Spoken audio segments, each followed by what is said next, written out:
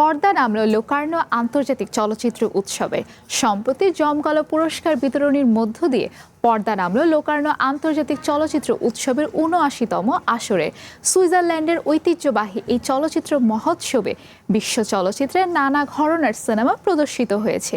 বিশ্বজুড়ে নাম করা সব নির্মাতা, অভিনয় শিল্পী এবং চলচ্চিত্র সমালোচকদের উপস্থিতিতে মুখরিত ছিল এবারের সমাপনী আয়োজন।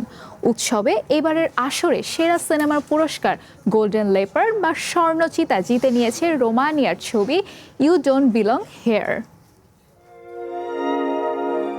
বিশ্বের অন্যতম প্রাচীন ও সম্মানজনক চলচ্চিত্র উৎসব সুইজারল্যান্ডের লোকার্নো ১১ দিনের টানা প্রদর্শনী ও নানা আনুষ্ঠানিকতা শেষে সাড়ম্বরে ঘোষিত হল ৭৯তম আসরের বিজয়ীদের তালিকা।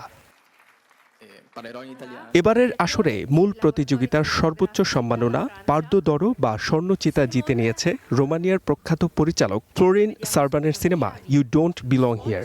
বাবা ও ছেলের সম্পর্ক এবং একটি অনাকাঙ্ক্ষিত ঘটনা কেন্দ্র করে নির্মিত এই সিনেমাটি জুরি বোর্ডের প্রশংসা কুড়ায়।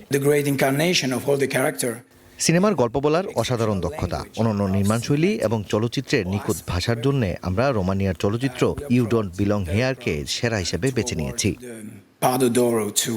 পুরস্কার গ্রহণের পর নিজের অনুভূতি ব্যক্ত করতে গিয়ে উচ্ছ্বাস প্রকাশ করেন পরিচালক ফ্লোরিন সারবান।